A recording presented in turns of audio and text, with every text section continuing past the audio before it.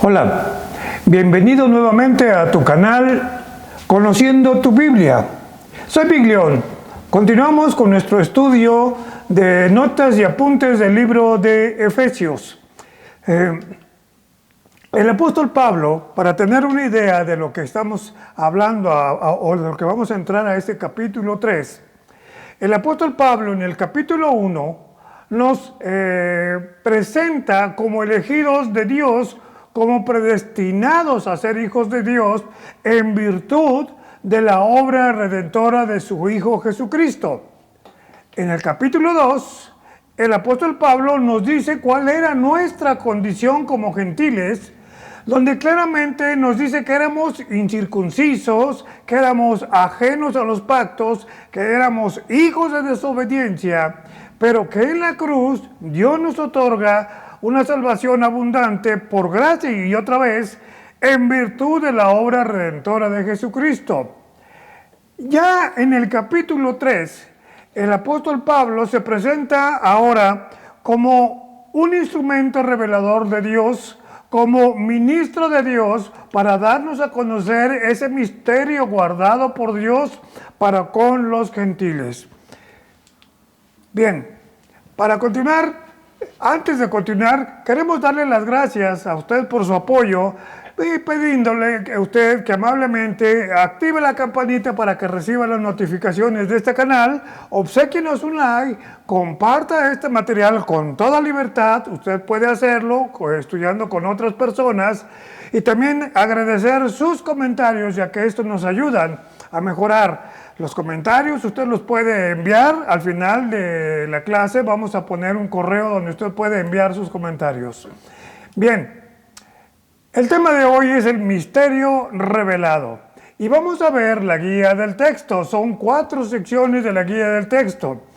Pablo como prisionero con causa, cuando está el apóstol Pablo preso en Roma, conociendo el origen y destino del misterio. Probablemente si usted tiene una Reina Valera, antes del capítulo 3, como título del capítulo 3 dice Ministerio de Pablo a los gentiles. Entonces ahí vamos a conocer el origen y destino del misterio y ministerio de Pablo. Luego vamos a descubrir la triple revelación y el privilegio del llamado a predicar. Son 7 versículos que vamos a ver.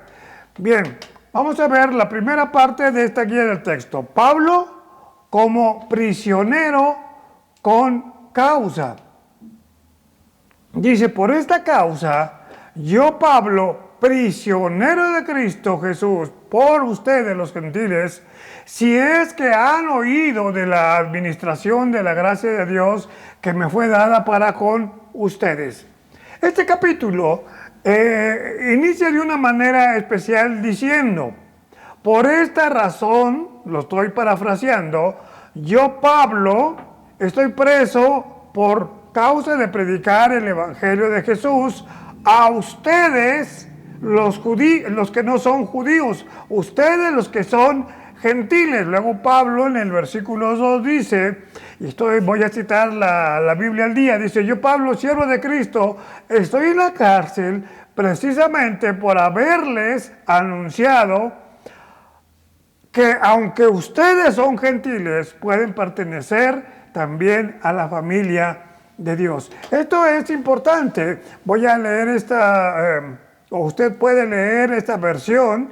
Dice, por esta razón, yo Pablo estoy preso a causa de Cristo Jesús, por el bien de ustedes, los que no son judíos. Y el texto que acabo de citar de la Biblia al día, dice, la palabra de Dios, aunque ustedes no son gentiles, aunque ustedes son gentiles, pueden pertenecer a la familia de Dios.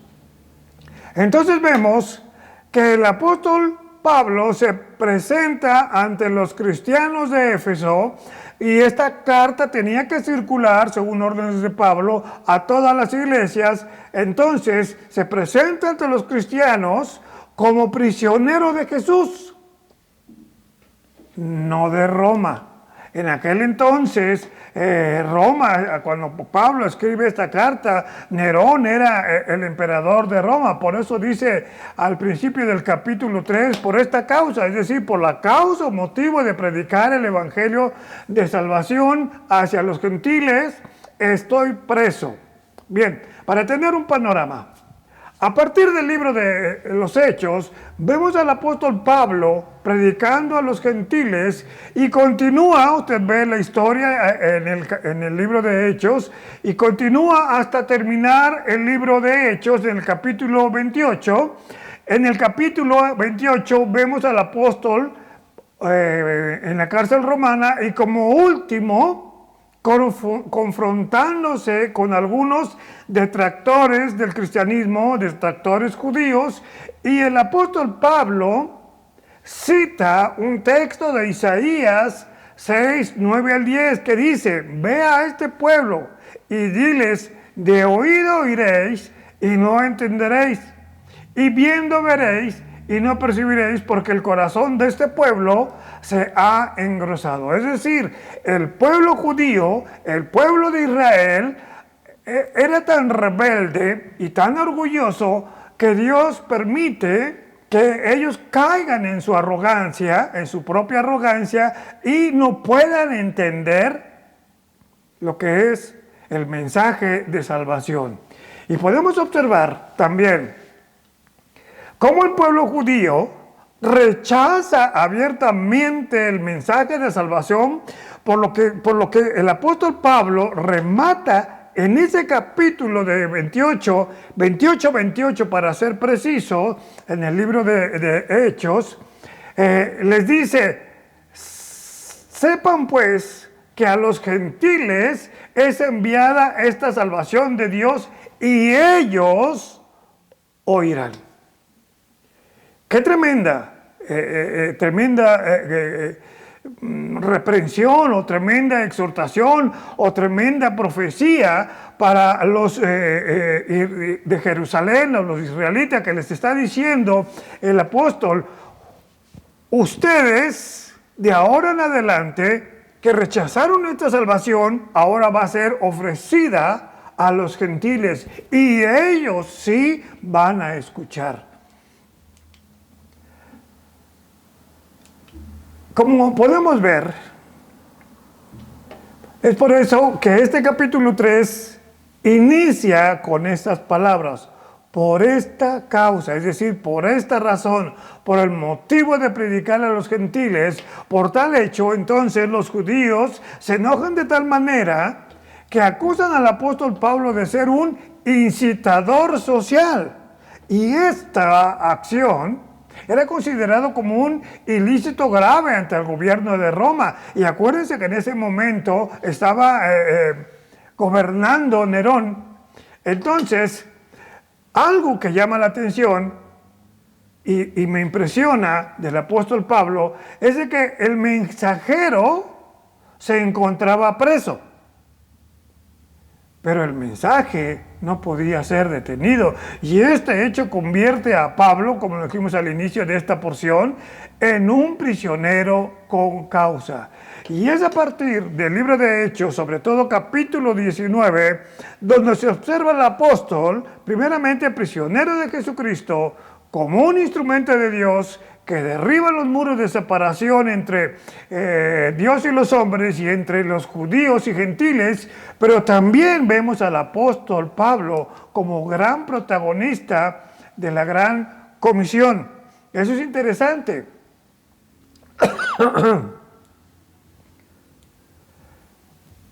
Entonces,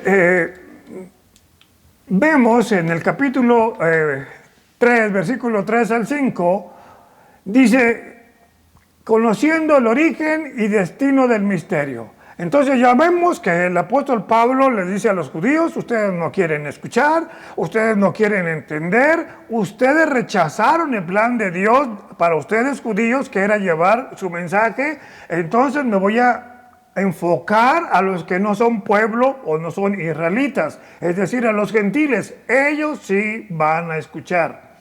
Con base a esto, vamos al versículo 3 y al 5, dice: conociendo el origen y destino de este misterio. Vamos a ver cuál es el misterio. Un misterio que por revelación me fue declarado, como antes lo he escrito brevemente. Leyendo lo cual pueden entender cuál sea mi conocimiento en el misterio de Cristo. Misterio que en otras generaciones, es decir, las generaciones pasadas, no se dio a conocer a los hijos de los hombres, como ahora es revelado a sus santos apóstoles y profetas por medio del Espíritu. Y aquí hay algo que debemos aclarar. La palabra misterio o musterión, del griego musterión, Strong 3466, indica cerrar la boca, no decir un secreto o guardar el secreto y ponerse un silencio hasta que se cumpla el tiempo que la persona guarda ese misterio o ese secreto. Bien, entonces el misterio que aquí se habla no se trata de algo esotérico o de cosas de ocultismo. Más bien, por definición etimológica, denota que es algo que se mantiene guardado en secreto y que a su debido tiempo se da a conocer. En este caso, el apóstol Pablo es el instrumento revelador de Dios de este misterio. Y ahora note bien, por favor, no es un descubrimiento, porque ningún hombre por sí mismo puede descubrir nada espiritual, ya que solo por medio del Espíritu Santo le fue dado la revelación de todo misterio al apóstol Pablo. Y aquí quiero hacer una aclaración. Ya no hay revelación continuada. ¿Por qué? Porque todo este libro se terminó de escribir.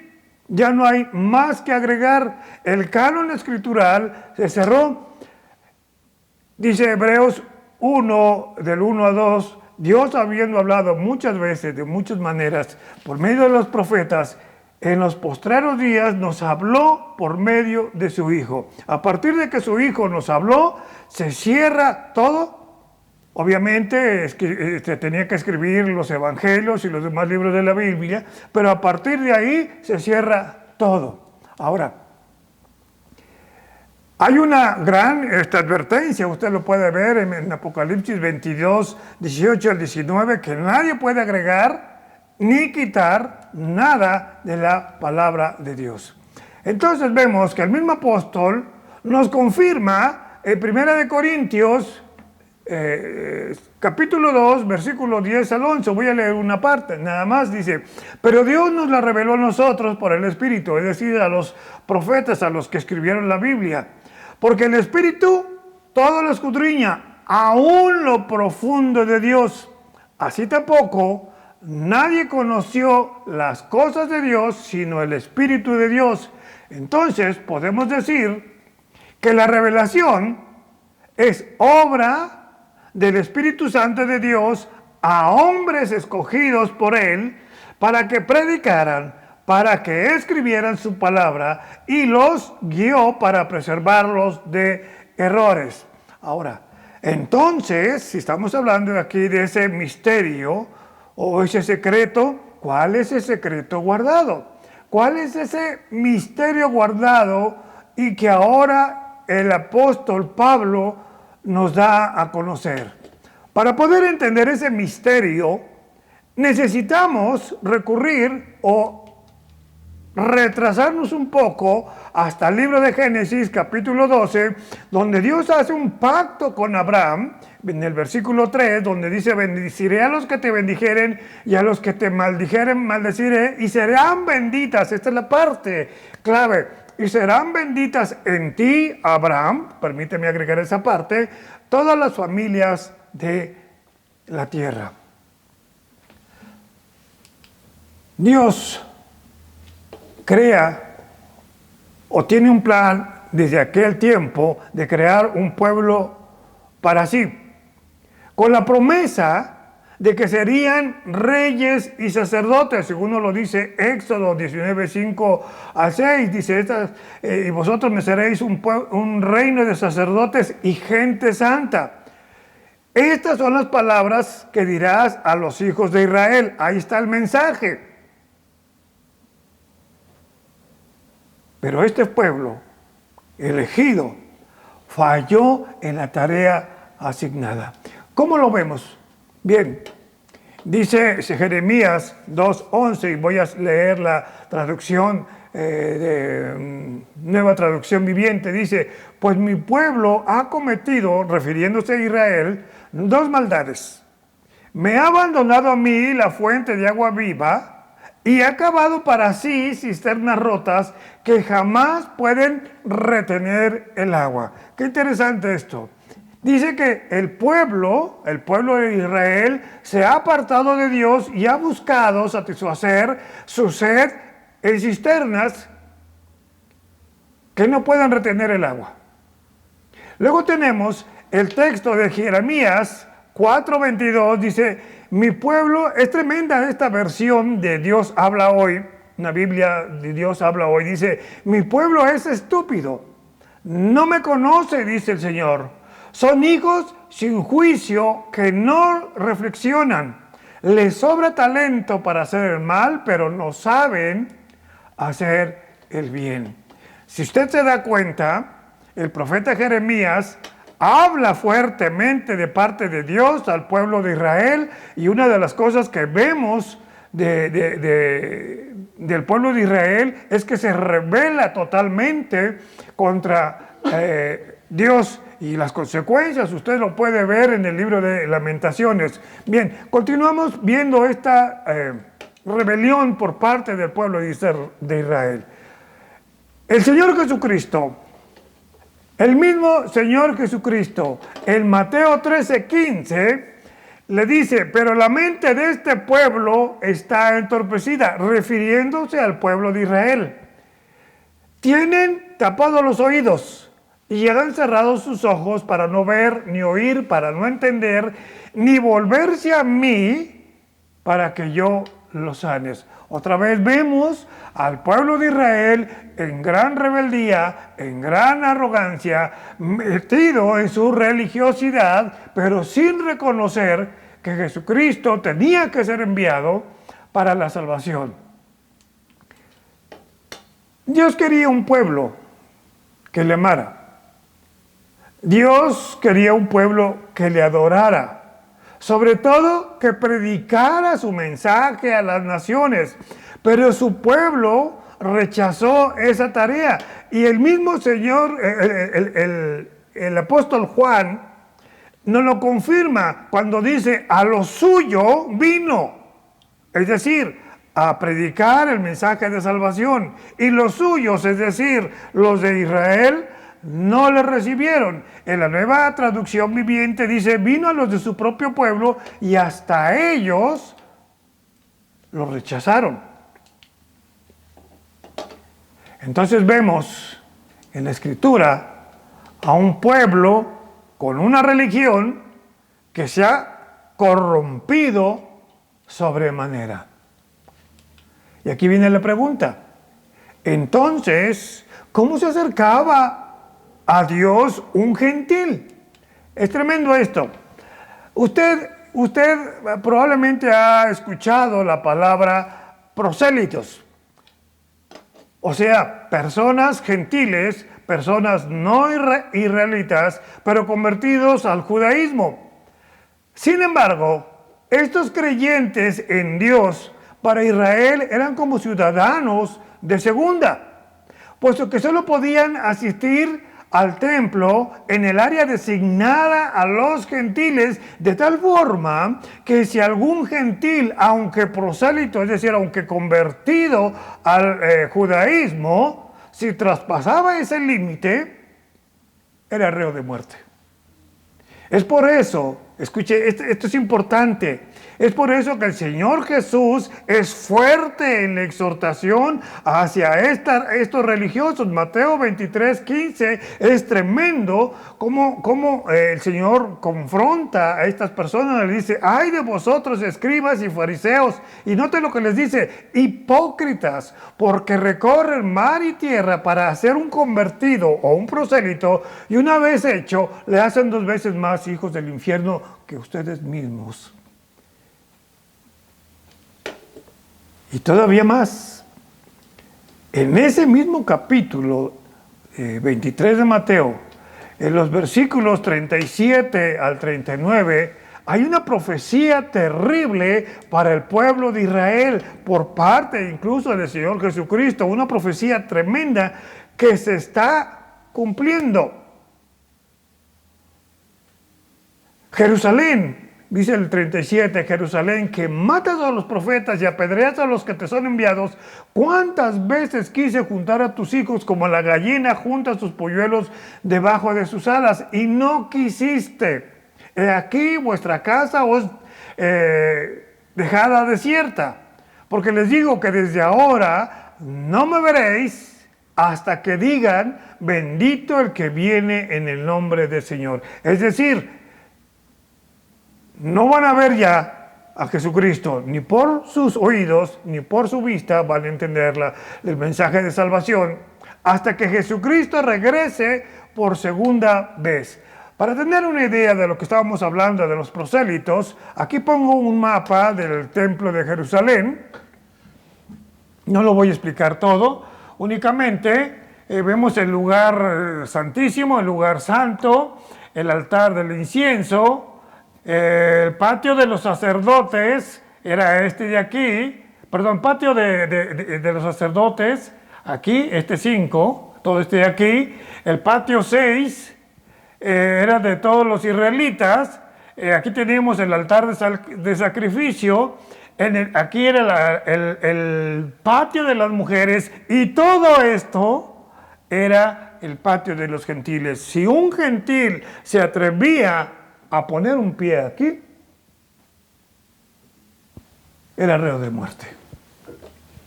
Por eso el Señor Jesucristo es bastante fuerte con estos textos, o estos dos textos de Mateo 23:15 y Mateo 23:37 al 38. Ahora sí,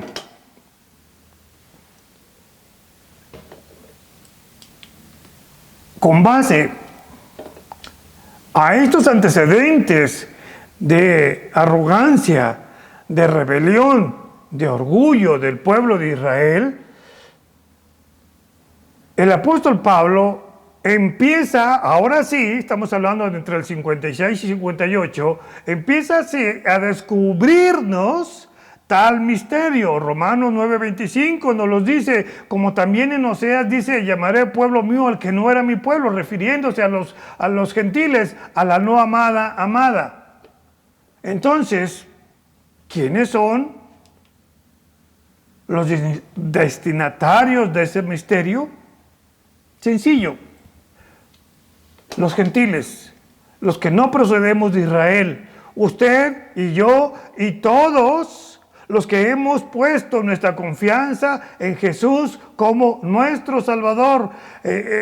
Incluso el apóstol Pedro, en 1 de Pedro 2:10, vemos que dice, ustedes que en otro tiempo no eran pueblo, pero que ahora son pueblo de Dios. Ya vimos esta parte, cómo el pueblo de Israel se enorgullecía de ser el pueblo elegido de Dios y por tanto eran tan santos que se volvieron inútiles. Ahí hay una lección. Entonces, para entender este misterio, es necesario revisar el capítulo 2 de Efesios. Mire, ¿cómo nos cita o cómo nos llamaban los judíos a nosotros los gentiles? El gentil era llamado despectivamente incircunciso, es decir, que no teníamos parte en el pacto abrámico.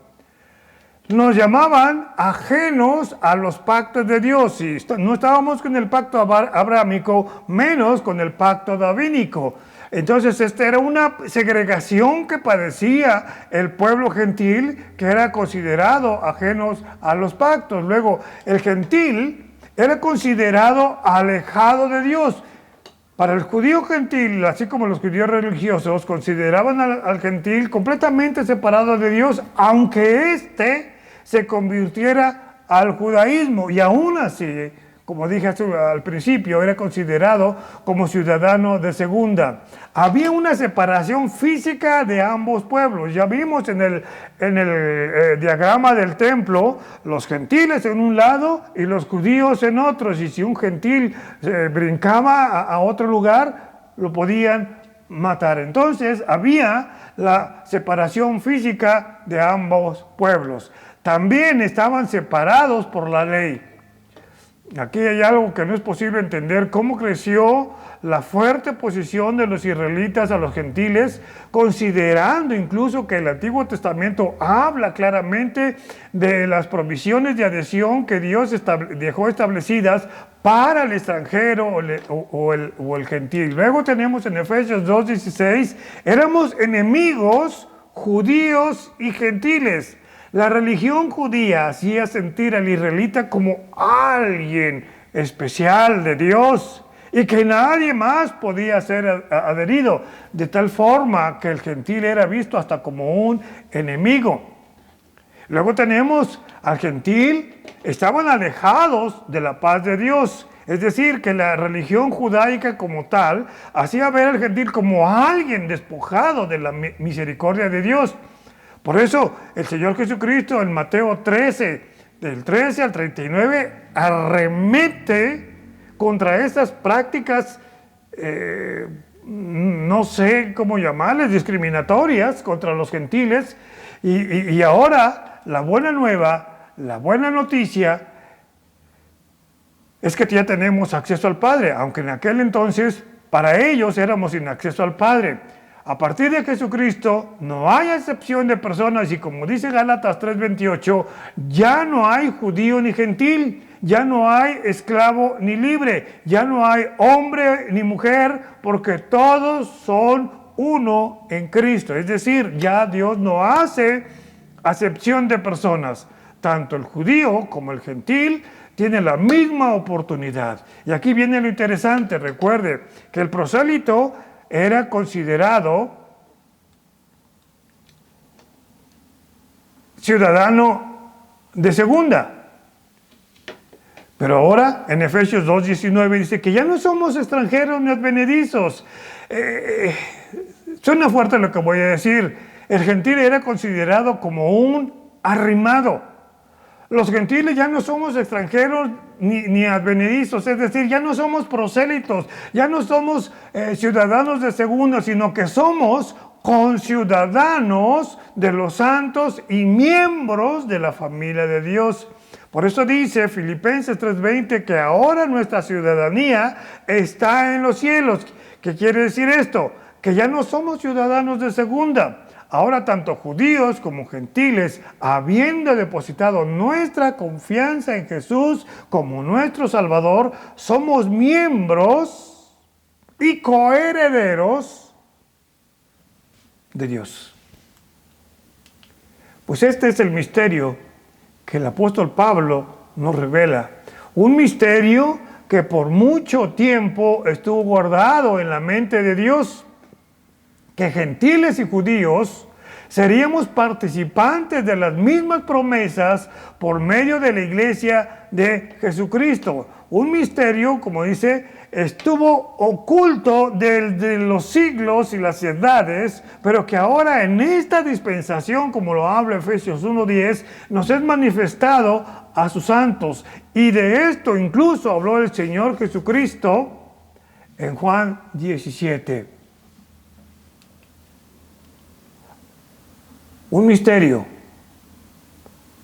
revelado y que antes no éramos participantes de las promesas y pactos, pero gracias a los méritos de Jesucristo, que somos insertados o injertados en el olivo, y a partir de ahí nos volvemos como iglesia un solo cuerpo. Pablo lo confirma de una manera fenomenal o magistral en el libro de Gálatas, ¿sí? Cuando nos dice que en virtud de los méritos de Jesucristo tenemos esa entrada. Dice, del mismo modo, Abraham le creyó a Dios y Dios lo consideró justo debido a su fe. Luego en el 3:7 del libro de Gálatas, así que los verdaderos hijos de Abraham son los que ponen su fe en Dios. ¿Qué quiere decir esto? Que todas las personas que han creído en Jesucristo como su Salvador, independientemente si son de Israel o si son gentiles, son verdaderos hijos de Abraham. Luego tenemos en Gálatas 3:8, es precioso este texto. Dice, es más, dice, las Escrituras previeron este tiempo, el tiempo de la iglesia, el tiempo de la gracia, en el que Dios declararía justos a los gentiles por causa de su fe. Dios anunció esa buena noticia a Abraham hace tiempo cuando le dijo, todas las naciones serán benditas por medio de ti. Ahora sí, recuerda usted que iniciamos con el texto de Génesis 12, versículo 3, que en Abraham serían benditas todas las naciones. Aquí está el resultado. De Abraham, desde Adán, pasando por Abraham, Isaac, Jacob, hasta llegar a Jesucristo, por la obra de Jesucristo, todas las naciones serían benditas. Y luego tenemos Gálatas 3:9. Así que todos los que ponen su fe en Cristo participan de la misma bendición que recibió Abraham por causa de su fe. Luego, Gálatas 3:29. Ahora que pertenecen a Cristo, son verdaderamente hijos de Abraham, son sus herederos, y las promesas de Dios a Abraham, aquí está lo lindo para usted y para mí, les pertenecen a ustedes. No importa que sean gentiles, esas promesas que Dios le dio a Abraham, esos pactos que Dios hizo con sus varones que Él escogió para su obra, nos pertenecen. Por tanto, ahora, usted y yo podemos apropiarnos de la promesa de Éxodo 19, dice, donde ustedes me serán reyes y sacerdotes, porque también nosotros vamos a ser reyes y sacerdotes. Y esto lo confirma el libro de Apocalipsis, capítulo 1, versículo 6 y el capítulo 5 y 10, que nos dice que seremos reyes y sacerdotes. No importa que seamos gentiles y no importa que sea de Israel. Por tanto, los cristianos, es decir, la iglesia de Cristo, ahora compuesta por judíos y gentiles, somos descendientes de Abraham. Pertenecemos a la ciudadanía de Israel celestial, participantes de sus pactos, en esta dispensación, participantes de sus promesas, pero obviamente la iglesia no es Israel. Y esto nos da una triple posición como creyentes. Vamos a descubrir esa triple revelación. Dice el versículo 6 que los gentiles son coherederos y miembros del mismo cuerpo, es decir, la iglesia, copartícipes, o sea, participando en igualdad de las promesas en Cristo por medio del Evangelio. ¿Qué quiere decir? Que los gentiles somos coherederos, tanto del pueblo de Israel, de las promesas a Israel, como las promesas que Dios dejó en el Nuevo Testamento. En el Antiguo Testamento encontramos una enorme cantidad de promesas que Dios hace y que en su contexto histórico solo le pertenecen a Israel. Y esto lo repito. En el Antiguo Testamento encontramos una gran cantidad de promesas que Dios hace exclusivamente a su pueblo de Israel, y esto lo podemos ver en el contexto histórico. Son para el pueblo de Israel. Y aquí pongo algunas de sus promesas. Por ejemplo, promesas de defensa. En Génesis 15:1, ¿a quién se lo está dando? Abraham. Después de estas cosas vino palabra de Jehová a Abraham en visión diciendo, no temas, yo soy tu escudo y tu galardón será grande, en gran manera. Luego tenemos promesa de preservación en Éxodo 12, ya cuando sale el pueblo de Israel o va para salir el pueblo de Israel. Y la sangre les será por señal en las casas donde ustedes estén. Y veré la sangre y pasaré de ustedes y no habrá en ustedes plaga de mortandad cuando hiera la tierra de Egipto. Luego tenemos promesa de sanidad. Si usted se da cuenta, antes de iniciar con esto, si usted se da cuenta, déjeme regresar un poco, estas, si usted lo analiza, no son para los gentiles. Estas promesas son exclusivamente para el pueblo de Israel. Ahora, pasamos a las promesas de sanidad. Éxodo 15:26 dice, si oyeres atentamente la voz de Jehová tu Dios e hicieras lo recto delante de sus ojos y dieres oído a sus mandamientos y guardares todos tus estatutos, ninguna enfermedad de las que envíe ¿a quién?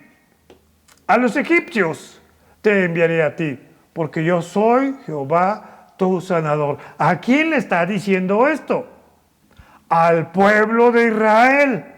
Luego tenemos promesas de fidelidad. Deuteronomio 4 dice, mas ustedes que siguen a Jehová, nuestro Dios, todos están vivos hoy. ¿A quién le está hablando? Hago otra vez este hincapié o esta reafirmación. ¿A quién le está hablando? Al pueblo de Israel, exclusivamente al pueblo de Israel. Luego tenemos promesa de liberación, dice, y clamamos a Jehová, el Dios de nuestros padres, y Jehová oyó nuestra voz y vio nuestra aflicción, nuestro trabajo y nuestra opresión, y Jehová nos sacó de Egipto con mano fuerte, con brazo extendido, con grande espanto y con señales y con milagros, y nos trajo a este lugar y nos dio esta tierra que fluye leche y miel. ¿Cuál fue el pueblo que le dieron esa tierra que fluye leche y miel? Israel. Entonces, todas estas promesas son dadas al pueblo de Israel. Luego tenemos promesa de perdón. Nosotros los cristianos lo citamos mucho. Dice, si se humillare mi pueblo, pero le está hablando al pueblo de Israel. Si se humillare mi pueblo, sobre el cual mi nombre es invocado, y oraren y buscaren mi rostro, y se convirtieren de sus malos caminos, entonces yo iré desde los cielos, y perdonaré sus pecados, y sanaré su tierra. ¿A quién le dijo esto? Al pueblo de Israel. Luego tenemos promesas de descanso en el Salmo 3:5. Yo me acosté y dormí y desperté porque Jehová me sustentaba. ¿Quién lo dice? David. Y luego, por último, tenemos promesas de ancianidad. Y hasta la vejez yo mismo, y hasta las canas lo soportaré yo. Yo hice, yo llevaré, yo soportaré, yo guardaré. ¿A quién se lo está diciendo el Señor en este texto? Al pueblo de Israel. Y nada más vimos como 10 promesas. Pero es enorme. Y nos podríamos pasar horas y horas buscando promesas en el Antiguo Testamento que en su contexto histórico fueron exclusivas para el pueblo de Israel. Y aquí viene lo interesante. En virtud de la obra de Cristo en la cruz, ahora usted y yo, gentiles, al ser injertados en el olivo que es Israel, como cristianos tenemos acceso a esas mismas promesas. ¿Cuáles promesas? Promesas de prosperidad, promesas de salud, como usted lo vio ahí, promesas, ahora sí yo puedo decir en virtud de Jesucristo, si se humillare mi pueblo sobre el cual su nombre es invocado, y oraren y buscaren mi rostro, esa promesa ya me pertenece a mí, gentil, común y silvestre, en virtud de Jesucristo. Entonces, esas mismas promesas dadas a Israel, en virtud de Jesucristo, nos da el carácter de coherederos. Esas promesas para Israel, en virtud de la obra de Jesucristo, nos hace miembros del mismo cuerpo. Y es interesante esta expresión, que esta expresión del mismo cuerpo, que habla aquí, es única en el Nuevo Testamento y enfatiza el hecho de que todos los creyentes, judíos y gentiles, constituimos un solo cuerpo en Cristo, es decir, una iglesia, su iglesia, copartícipes al mismo nivel. Y como tercer condición, nos hace participantes, tanto a judíos y gentiles, de las mismas promesas en Cristo. Y otra vez, ¿cuáles promesas en Cristo? Ahora, el judío no podía participar de estas promesas que nos da el Señor Jesucristo, pero en virtud de su obra. Y si esta persona de Israel se convierte a Jesucristo, ahora es partícipe también de esas promesas que usted ahora goza. ¿Cuál de ellas? Dice, en la casa de mi Padre muchas moradas hay. Si así no fuere, yo lo hubiera dicho, voy pues a preparar lugar para ustedes, independientemente si eres judío o gentil, obviamente bajo en virtud de la obra de Jesucristo. Y si me fuere y os prepararé lugar, vendré otra vez y os tomaré a mí mismo, para que donde yo estoy, ustedes también estén. Luego tenemos otra promesa de Jesucristo, paz. La paz os dejo, mi paz les doy. Yo no la doy como el mundo la da. No se turbe vuestro corazón, ni tenga miedo. Nos ofrece seguridad. Vemos al apóstol Pablo en Romanos 8:37, un texto que muchos cristianos no sabemos por la promesa que hay allí. Dice, antes en todas estas cosas somos más que vencedores. ¿Por quién? Por medio de aquel que nos amó.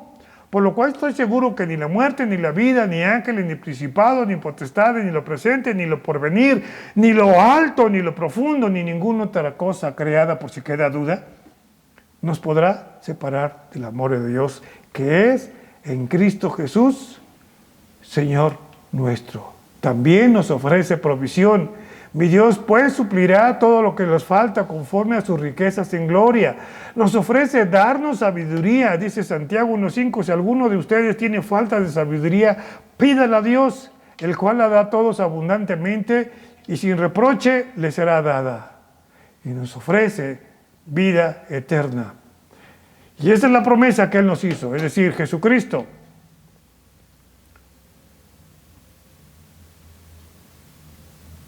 Que Él nos hizo la vida eterna, también nos ofrece victoria.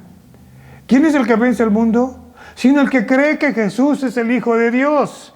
Entonces podemos ver que de igual forma como en las promesas dadas en el Antiguo Testamento, ahora en el Nuevo Testamento también podríamos pasarnos horas y horas gozándonos a causa de esas promesas, de cada una de esas promesas. Pero lo más importante es que ahora tanto israelitas como gentiles convertidos a Jesucristo somos igualmente participantes de las mismas promesas por medio del Evangelio, es decir, por medio de la predicación del Evangelio.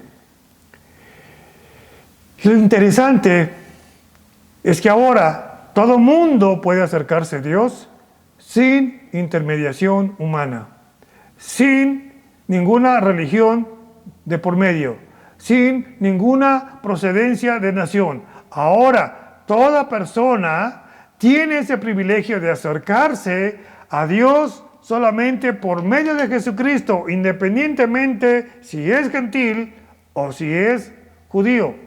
De tal forma que Dios día a día, conforme a este misterio se desarrolla,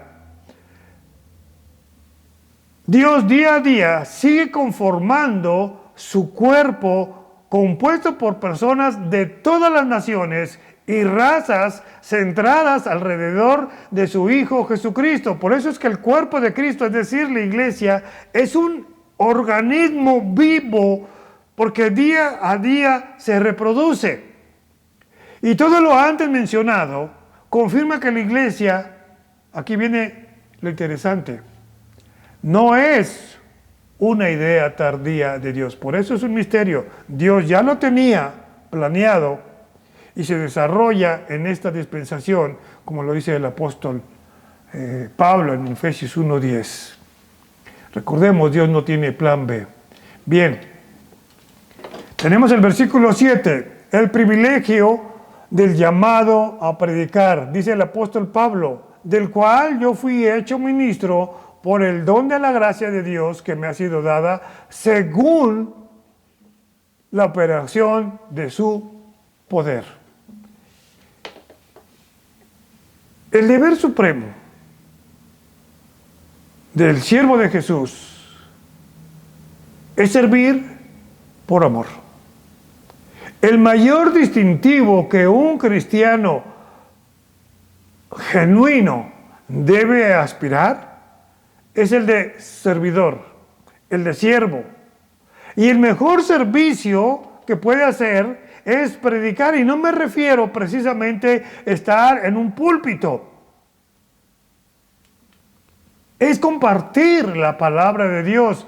Es una enseñanza y es una orden que el mismo Señor Jesús dijo en Mateo 20, 28. Dice, recuerden que yo, el Hijo del Hombre, no vine para que me sirvan, sino a servir y dar mi vida en rescate de muchos. Y este pasaje en estudio que estamos viendo, vemos en esta porción bíblica al apóstol Pablo, un siervo de Dios y de Jesucristo, trabajando por la causa de la propagación del Evangelio. Y lo vemos encarcelado por ese motivo.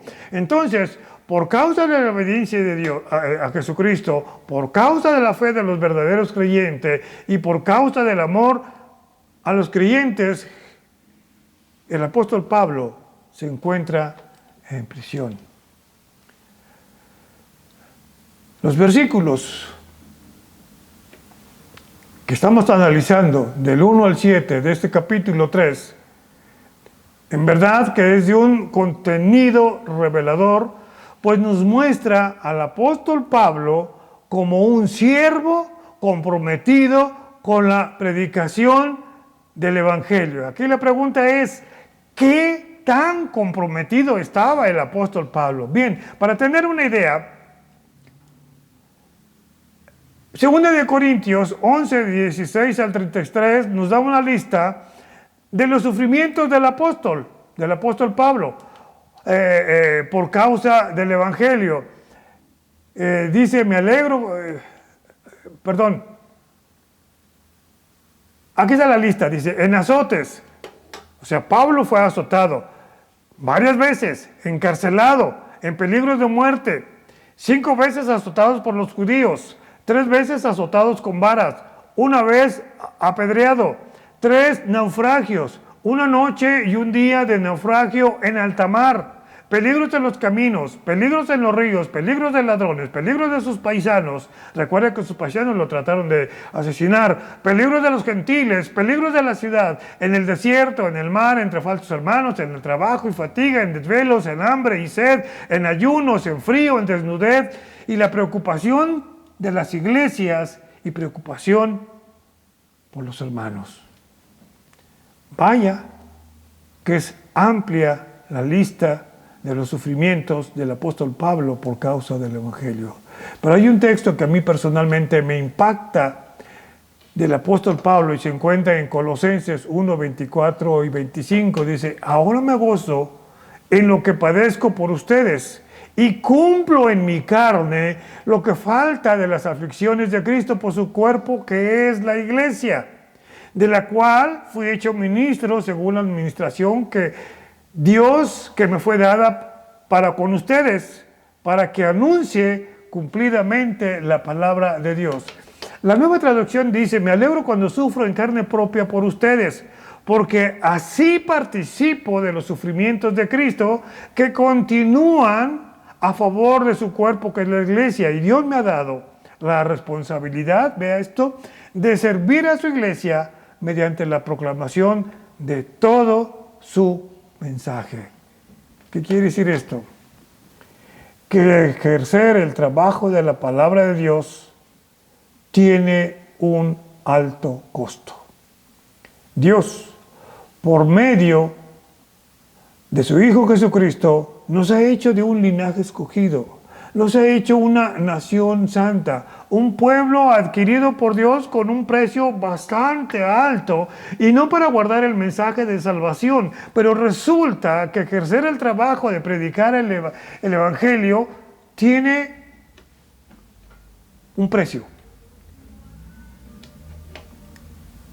Cuando creímos en Jesucristo, aceptamos ese cruento sacrificio en la cruz a favor nuestro. Recibimos ese regalo completo: salvación y padecer por Él. Dice Filipenses 1:29, pues por causa de Cristo, ustedes no solo tienen el privilegio de creer, vea usted esto, sino también el de sufrir por Él, es decir, el privilegio de sufrir por Él. Filipenses 1:29. Entonces, mi querido oyente, recibimos el paquete completo: la salvación y padecer por Él. Y aquí viene lo interesante: no podemos ser selectivos. O tomas todo o no tomas nada. Si es que habéis oído o asumiendo, como dice el texto, o considerando que has escuchado y aceptado el mensaje de salvación. El libro de los Hechos de los Apóstoles y también en 2 Corintios 11 nos muestra las penalidades y sufrimientos de este paladín del Evangelio. Incluso este texto de Colosenses que acabamos de ver, 1:24, son textos que me impresionan. Tan solo imaginar las huellas físicas del sufrimiento del apóstol. Textos que me muestran las cicatrices del apóstol Pablo por causa del Evangelio. Y aquí te hago la pregunta: ¿cuáles son tus cicatrices por causa del Evangelio? Es nuestro deber, como seguidores de Cristo e imitadores del apóstol Pablo, seguir con la predicación del Evangelio hasta que haya entrado la plenitud de los gentiles, como dice Romanos 11:25. Y es por eso que en 2 Corintios 5:18 se nos exhorta a llevar la palabra de Dios a quien no la conoce. Dice, todo esto es obra de Dios, quien por medio de Cristo nos reconcilió consigo mismo, y ahora ve lo interesante, y nos dio el encargo de anunciar la reconciliación. ¿A quién le dio el encargo? A la iglesia.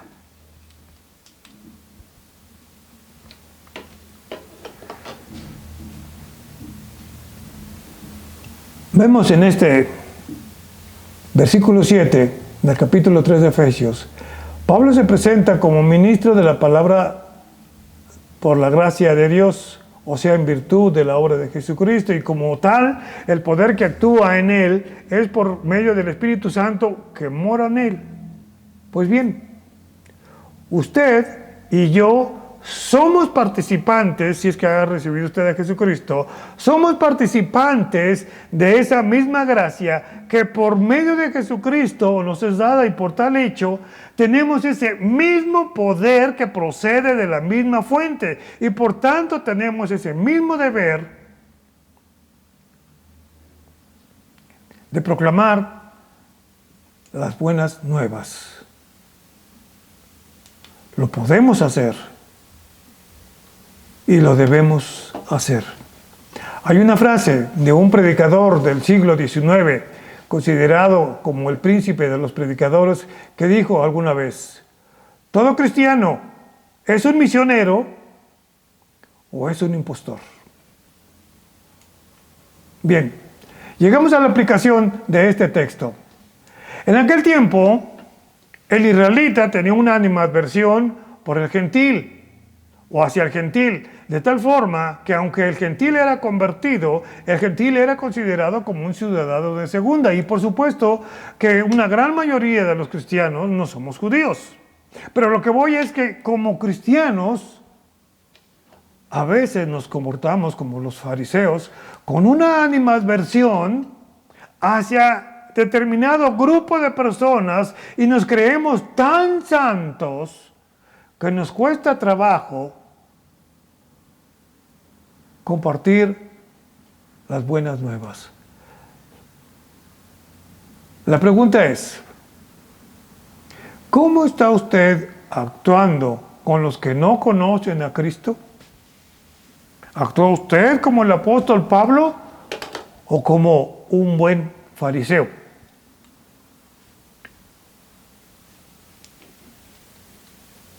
¿Cómo comparte usted las bendiciones espirituales que ha recibido? En esta porción bíblica que hemos estudiado de Efesios 3, del 1 al 7, nos enseña que Dios no hace acepción de personas y que el plan de Dios sigue siendo que todos se salven. Y nos dio a nosotros el misterio de la reconciliación. Y me dirijo a usted. Usted como embajador de Jesucristo, ¿qué está haciendo? ¿Ha sufrido por causa del Evangelio? Y si es así, la última pregunta, ¿cuáles son sus cicatrices? Bien, gracias por su atención una vez más. Le pedimos a usted que nos deje sus comentarios al correo electrónico que aquí se menciona. Gracias una vez más por su atención y recuerde, mi estimado videoescucha, la tierra tiene que ser llena del conocimiento de su gloria, como las aguas cubren el mar. Dios le bendiga.